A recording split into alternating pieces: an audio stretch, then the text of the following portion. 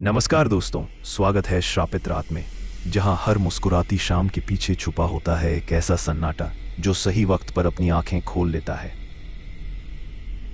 आज की कहानी शुरू होती है एक स्कूल ट्रिप से, एक बिल्कुल सामान्य सी पिकनिक जो कभी वापस नहीं गई वैसी जैसी गई थी।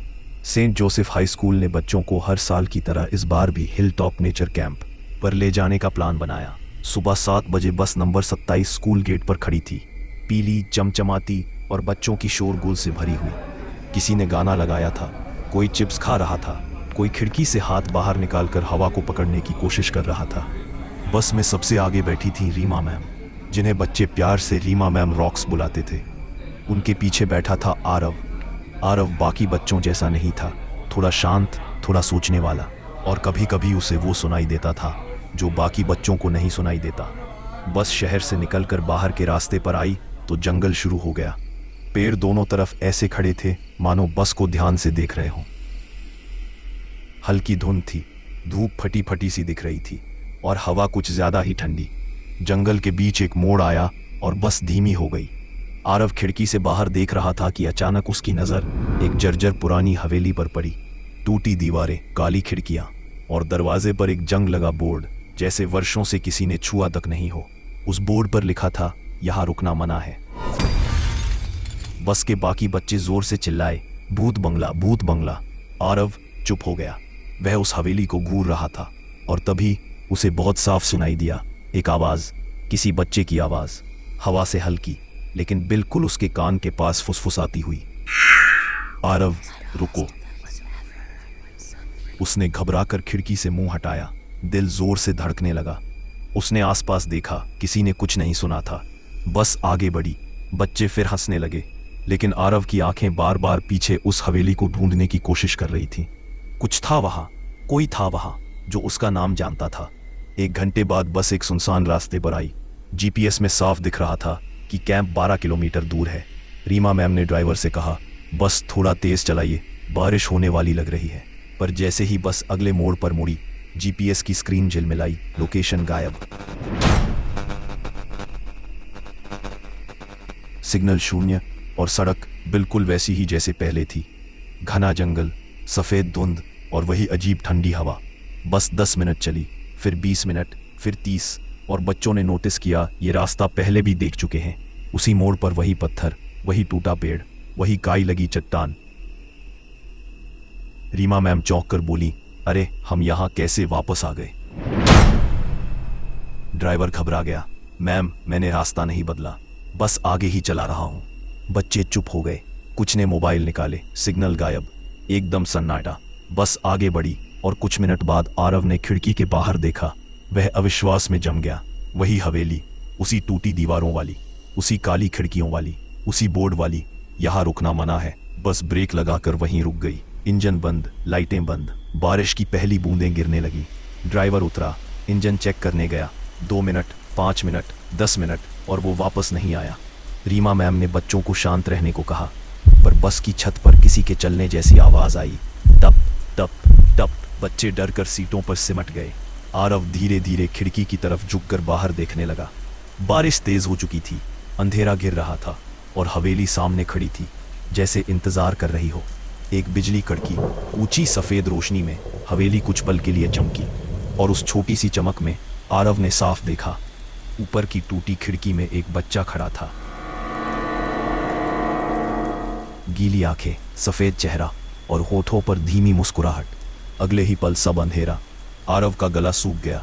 वह कुछ बोल पाता उससे पहले उसे फिर वही आवाज सुनाई दी, इस बार और पास से, अंदर आओ, देर मत करो। आवाज बस की खिड़की के पास तैरती हुई लग रही थी। ना हवा का झोंका, ना किसी इंसान की सांस, बस एक फुसफुसाहट जो सीधे आरव के कान तक पहुंची।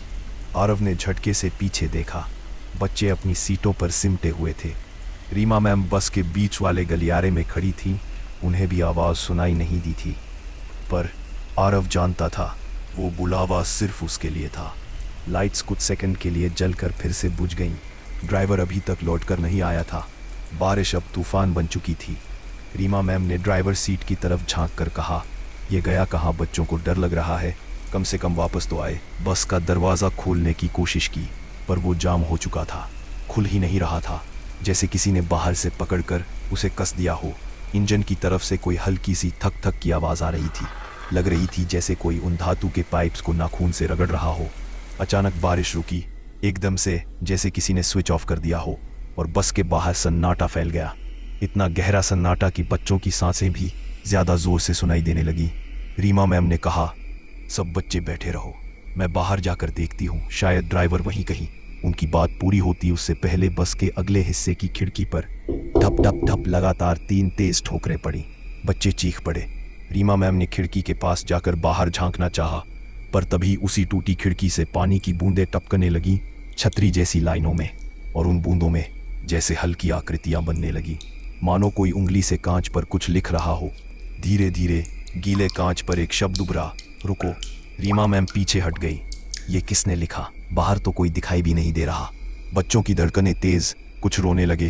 तभी आरव खिड़की की ओर खींचने लगा। उसके कदम खुद ब खुद उठ रहे थे, जैसे किसी ने उसके पैरों में धागे बांध दिए हों। उसके कान में वही आवाज़ फिर फुसफुसाई, डरो मत, मैं तुम्हें नुकसान नहीं पहुंचाना चाहता। पर आवाज़ में एक अजीब मजबूरी थी, सच्चाई से भरी हुई, जैसे कोई मदद मांग रहा हो। रीमा मैम ने आरव का हाथ पकड़कर उसे झटका। क्या कर रहे हो तुम? खिड़की के पास मत जाओ। आरव चौंक कर पीछे हटा, मानो नींद से जागा हो। और तभी बस के बाहर से एक और आवाज़ आई, ड्राइवर की। मैम, दरवाज़ा खोलो, मदद चाहिए। रीमा मैम तेज़ी से गेट की तरफ दौड़ी। शर्मा जी, कहाँ चले गए थे? दरवाज़ा अटक गया है। खोलो खोलो खोलो। आवाज़ में कुछ गलत था, कुछ ऐसा जो इंसानी नहीं लगता था। एक ही लाइन को दोहराने का अजीब दबाव, जैसे रटाया हुआ टेप। बच्चों ने भी अब नोटिस किया कि ड्राइवर दिख नहीं रहा। बस के नीचे टायरों के पास से उसकी आवाज़ आ रही थी। अचानक खिड़की के बाहर बिल्कुल पास एक चेहरा उभरा, सफ़ेद, गीला, और नाक पूरी तरह गायब, सिर्फ 2 काले छेद, आंखें पतली दरारों जैसी, होठों पर वही धीमी मुस्कान। वही बच्चा, वही जो हवेली की टूटी खिड़की में दिखा था। उसने होठ हिलाए, पर आवाज़ पूरे बस में गूंजी, अंदर आओ। अगले ही पल बस के सारे दरवाजे अपने आप खुल गए। एक साथ लोहा धातु की तेज क्लैंक के साथ सर्द हवा का झोंका बस के अंदर घुसा, इतना ठंडा कि बच्चों की सांसें धुएं की तरह दिखने लगीं। और सामने, बस के बिल्कुल सामने, वही पुरानी हवेली थी, पहले से भी ज्यादा करीब, ऐसे जैसे बस खुद खिसक कर उसके दरवाजे तक आ गई हो। हवेली का बड़ा दरवाज़ा धीरे धीरे खुला। अंधेरे के भीतर एक लंबा गलियारा दिखाई दिया, जिसके आखिरी छोर पर किसी बच्चे की टॉर्च टिमटिमा रही थी। आरव ने फुसफुसाकर कहा, उधर कोई है। रीमा मैम बच्चों को पीछे करती हुई बोली, कोई भी नीचे नहीं उतरेगा। कोई नहीं। पर उन्हें भी डर लगने लगा था। बस का इंजन नहीं चल रहा था, बारिश रुक चुकी थी, और जंगल अजीब तरह से शांत खड़ा था। फिर बस की लाइटें एक आखिरी बार जलकर बुझ गई, और उसी अंधेरे में एक बच्ची की चीख गूंजी, मिस मीरा गायब है। रीमा मैम ने उधर देखा, सीट खाली, मीरा कहीं नहीं, और उसके बैग की चेन खुली हुई। बैग से एक पुराना छोटा कागज गिरा, जिसकी सतह गीली थी। रीमा मैम ने उठाकर पढ़ा, वापस मत मुड़ना। तभी हवेली के खुले दरवाजे के अंदर छोटी मीरा दिखी, धीरे धीरे अंधेरे में और अंदर जाती हुई, और उसके पीछे वही सफेद चेहरा। मीरा हवेली के अंदर जा रही थी, धीमे, बिल्कुल नींद में चलने वाले कदमों की तरह, और उसके ठीक पीछे वही सफेद चेहरा, नाक के बिना, आंखों में अंधेरा गहरा। रीमा मैम की आवाज कांप गई, मीरा रुको, उधर मत जाओ। बच्चों ने चीख कर कहा, मैम उसे वापस लाओ, मैम उसे पकड़िए। पर मीरा तो सुन ही नहीं रही थी। उसमें जान जैसे किसी और की थी, हवेली की, किसी ऐसे की जिसे बच्चों के कदमों की आवाज पसंद थी। रीमा मैम दौड़ने लगी, पर जैसे ही गेट पर पहुंची, अचानक तेज हवा का झोंका आया, इतना शक्तिशाली कि उन्होंने गलती से आंखें बंद कर ली। आंखें खुली तो मीरा गायब। सिर्फ हवेली का लंबा अंधेरा गलियारा बचा था, जिसमें टॉर्च की रोशनी अब बुझ चुकी थी। आरव सबसे आगे आ खड़ा हुआ। उसकी आंखें हवेली की तरफ जमी थी। मैम, वहीं अंदर है, वो बुला रहा है, उसने धीमी आवाज में कहा। रीमा मैम ने गुस्से और डर के बीच फंसी आवाज में कहा, किसने? कौन बुला रहा है? कोई बच्चा? आरव ने सिर हिलाया। वो बच्चा नहीं है। बस के बाकी बच्चे गेट के पास जमा हो गए थे। बारिश फिर शुरू हो चुकी थी, धीमी लेकिन ठंडी। हवा ऐसी बह रही थी जैसे दीवारों पर नाखून रगड़ रही हो। रीमा मैम समझ चुकी थी, बाहर रहकर ड्राइवर का इंतजार करना बेकार है। अगर मीरा वापस लानी है तो हवेली में जाना ही होगा। उन्होंने गहरी सांस ली। ठीक है, लेकिन सब बच्चे साथ चलेंगे, कोई पीछे नहीं रहेगा, किसी का हाथ मत छोड़ना। आरव ने बस इतना कहा, हाथ पकड़ने से कुछ नहीं होगा, बस वापस मत मुड़ना। मैंने नोट पर पढ़ा था। रीमा मैम ने उसकी बात याद रख ली। वे सब धीरे धीरे हवेली के खुले दरवाजे की तरफ बढ़े। दरवाज़ा पुराना था, उसकी लकड़ी में सैकड़ों उभरी हुई खरोंचें थीं। ऐसा लगता था जैसे कोई अंदर से बार बार बाहर निकलने की कोशिश करता रहा हो। अंदर कदम रखते ही अजीब गंध आई, गीली मिट्टी, सड़े कपड़े और कुछ ऐसा जो पहचान में नहीं आता, पर उतना ही सच्चा था जितना बच्चों की घबराई हुई सांसें। गलियारा लंबा, बहुत लंबा था। दीवारों पर बच्चों के हाथों की लाल भूरी छापें थीं, कुछ छोटे, कुछ बड़े, कुछ ऐसे जो मानो दीवार से बाहर निकलने की कोशिश कर रही हो। फर्श पर पुराने खिलौने पड़े थे, टूटी गुड़िया, लंगड़ाता हुआ टेडी बियर, लकड़ी की ट्रेनों की टूटी पटरियां। रीमा मैम फुसफुसाई, किसी भी चीज पर पैर मत रखना, पता नहीं ये क्या है। बच्चे धीरे धीरे आगे बढ़ते रहे, आरव सबसे आगे, जैसे वह किसी ऐसी चीज को महसूस कर पा रहा था जो अदृश्य थी। हवेली के बीचों बीच एक बड़ा हॉल था, छत से जाले लटक रहे थे। दीवारों पर बच्चों की काली सफेद तस्वीरें, सबके चेहरे उदास, आंखें बुझी हुई, मानो वर्षों से रोशनी न देखी हो। अचानक एक तस्वीर से आवाज आई, बहुत हल्का, जैसे कोई कागज के अंदर से बोल रहा हो, मुझे बाहर निकालो। रीमा मैम घबरा गईं। आरव, ये कैसी जगह है? आरव ने हॉल के दूसरी तरफ इशारा किया। वहां लकड़ी का एक बड़ा दरवाजा था, उसके नीचे से नीली सी रोशनी रिस रही थी। मीरा उधर है, आरव ने कहा। रीमा मैम ने बच्चों को और कसकर पकड़ा और धीरे धीरे उस दरवाजे की तरफ बढ़ने लगी। जैसे ही वे दरवाजे के पास पहुंचे, वो अपने आप खुल गया। अंदर एक पुराना डॉर्मेट्री जैसा कमरा, दीवारों पर पलंग की कतारें, हर पलंग पर फटा हुआ गद्दा और कुछ जगहों पर हल्के हल्के छोटे पैरों के निशान। कमरे के बीच में मीरा खड़ी थी, पीठ उनकी तरफ, बिल्कुल शांत, बिल्कुल हिलती नहीं। रीमा मैम चिल्लाईं, मीरा जल्दी इधर आओ। मीरा हिल्ली भी नहीं। आरव ने देखा, उसके सामने कोई खड़ा था, एक धुंधली आकृति, लंबी, पतली, आंखें गहरे गड्ढों में धसी और शरीर पानी से टपकता हुआ। वह मीरा के सिर के ऊपर झुका हुआ था, जैसे उसे कुछ सुना रहा हो। धीरे धीरे उसने गर्दन घुमाकर बच्चों की तरफ देखा, करीब करीब बिना होठों वाली मुस्कान, आंखें काली जैसे कोई कुआं। एक तो आ गई, बाकियों का इंतजार है। वह आकृति धीरे धीरे बच्चों की तरफ बढ़ने लगी। रीमा मैम बच्चों को पीछे हटाते हुए बोली, पीछे, सब पीछे। पर फर्श पर बिखरे खिलौने अपने आप हिलने लगे और कमरे का अकेला लकड़ी का दरवाजा धीरे धीरे अपने आप बंद होने लगा। आरव तेज आवाज में बोला, मत मुड़ना, चाहे कुछ भी हो, पीछे मत देखना। पर आवाजें अब हर तरफ से आने लगी। उधर देखो, इधर आओ, मुड़ो, बस एक बार। कमरा अंधेरे से भरने लगा। आकृति और पास आती गई। मीरा अचानक चीख पड़ी, मैम वो मुझे ले जाएगा। रीमा मैम उसकी तरफ दौड़ी। आकृति ने हाथ बढ़ाया और कमरे की सारी टॉर्चें एक साथ बंद हो गईं। अंधेरा, सिर्फ सांसों की आवाज और फिर एक दरवाजा घूमने की आवाज। जब टॉर्चें दोबारा जली, मीरा गायब थी और कमरे की दीवार पर एक नया शब्द लिखा था, नाखूनों से उकेरा हुआ, एक और। रीमा मैम के कान सुन हो गए। बच्चे रो रहे थे, सांसें तेज थीं और कमरे का अंधेरा जैसे दीवारों से टपक कर फर्श पर गिर रहा था। मीरा फिर गायब, दूसरी बार, इस बार और गहराई में। आरव दीवार की ओर बढ़ा। नाखूनों से बनाई गई खरोंचें हल्की हल्की धड़क रही थीं, मानो जिंदा हो। उसने हाथ पास ले जाकर महसूस किया, दीवार गर्म थी, सांस ले रही थी। रीमा मैम ने उसे खींच लिया। स्पर्श मत करो, यहां जो भी है वो हमें अंदर खींचना चाहता है, आरव ने धीमी आवाज में कहा। यह हवेली सिर्फ डराती नहीं, ये चुनती है, हर बच्चे को कहीं ना कहीं ले जाती है। मीरा शायद उसके असली कमरे में है। रीमा मैम कांप गईं। कौन सा कमरा? आरव ने नजर घुमाई। बूदिया अंधेरे में बाईं दीवार पर एक जगह धूप जैसा हल्का पीला दाग था, जैसे कोई चीज लंबे समय तक वहां रखी रही हो। उस दाग के निचले हिस्से पर छोटे उंगली के निशान थे, सूखे हुए। उधर, आरव बोला, कुछ सीढ़ियां होनी चाहिए, नीचे जाने वाली। बच्चे सहमे हुए आरव के पीछे चल पड़े। दीवार का वो हिस्सा आसमान था, मानो भीतर एक खाली जगह छुपी हो। आरव ने उंगलियों से धक्का दिया, लकड़ी चर्र चर्र करके टूटने लग गई। अचानक एक पूरी पैनल हटी और सामने अंधेरे में उतरती संकरी सीढ़ियां दिखाई दी।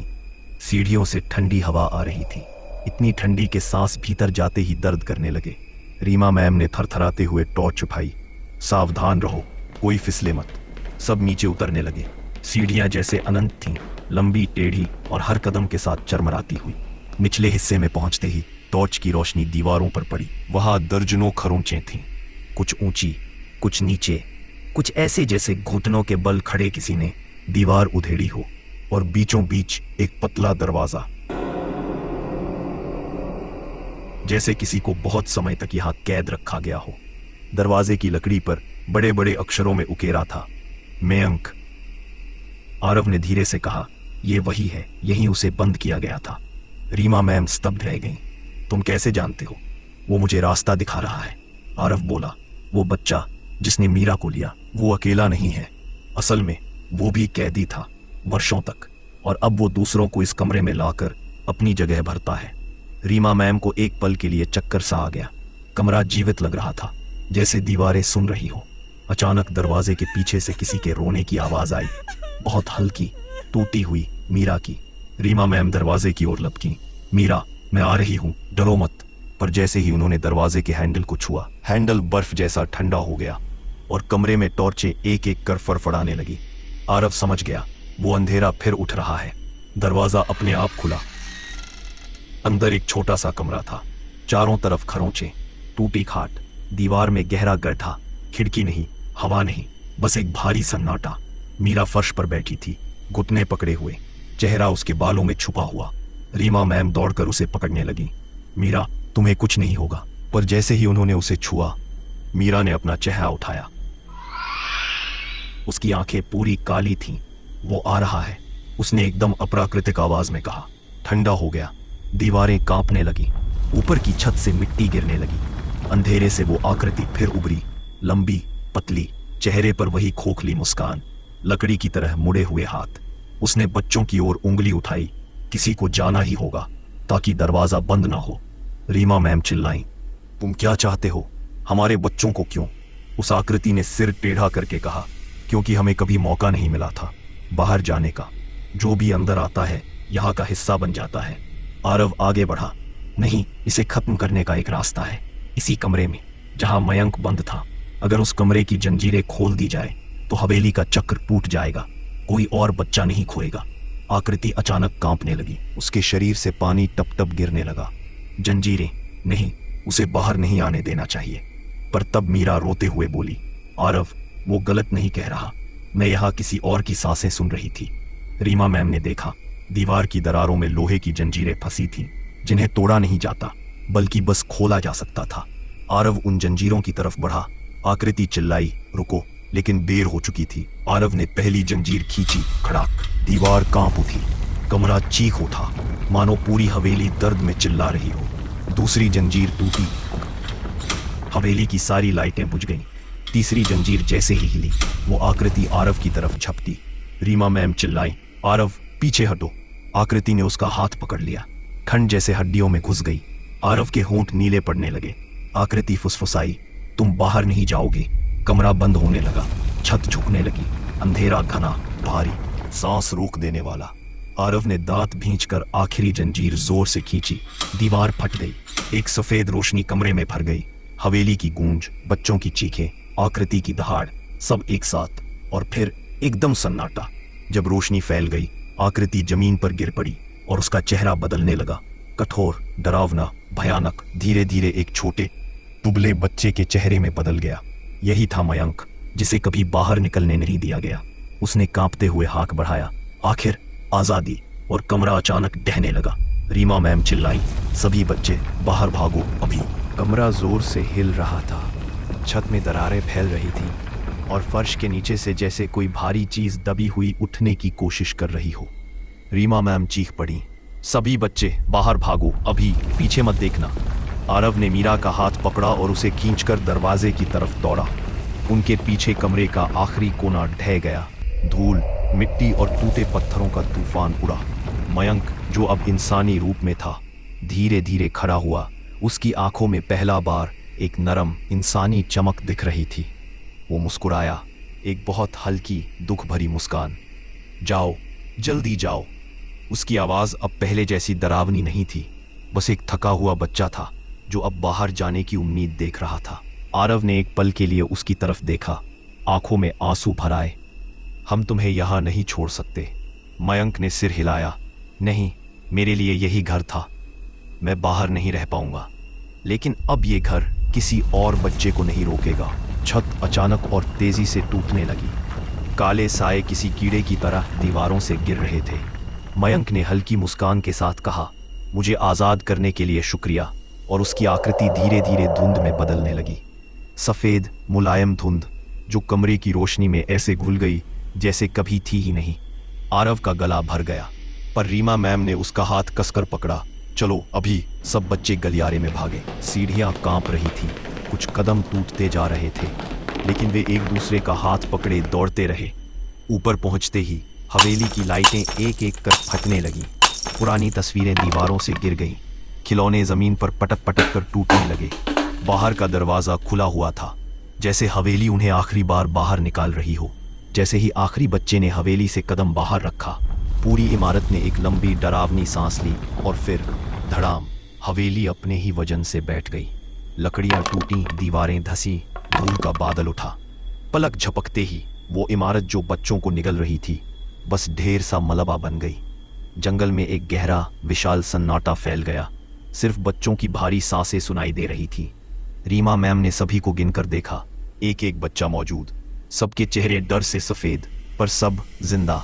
आरव ने धीमे से कहा, मयंक सच में आजाद हो गया। मीरा ने उसके हाथ को पकड़ लिया। उसने हमें बचाया। जंगल की हवा अब ठंडी नहीं थी। बारिश धीमी हो चुकी थी। आकाश में हल्की नीली रोशनी फैल रही थी। कुछ देर बाद पुलिस और स्कूल की दूसरी बसें पहुंची। बच्चों को सुरक्षित निकाला गया, पर वो सब एक चीज कभी नहीं भूल पाए। हवेली भले गिर गई थी, पर रात के सन्नाटे में उन्हें एक बहुत हल्की फुसफुसाहट सुनाई दी, धन्यवाद। अगली सुबह स्कूल के बाहर रिपोर्टर्स भीड़ लगाए खड़े थे। बच्चों ने कुछ नहीं बताया, क्योंकि वे जानते थे कि ये कहानी सिर्फ उन्हीं की है। मयंक की आखिरी रात की सच्चाई और बस नंबर 27 की वो ट्रिप कल भी याद रहेगी, और शायद हमेशा के लिए। दोस्तों, ये थी बस नंबर 27, स्कूल ट्रिप का आखिरी पड़ाव। एक ऐसी कहानी जो दिखने में एक साधारण पिकनिक थी, लेकिन उसके पीछे छुपी थी एक ऐसी हवेली जिसने सालों से बच्चों को कैद कर रखा था और अंत में खुद ही ढह गई। अगर ये कहानी आपने रात में सुनी है, तो खिड़कियां एक बार ज़रूर चेक कर लेना। वीडियो पसंद आया हो तो लाइक करें, शेयर करें और सब्सक्राइब ज़रूर करें। और कमेंट में अपना नाम और अपने शहर का नाम लिखें, क्योंकि हो सकता है अगली हॉरर कहानी में मुख्य किरदार आप हों।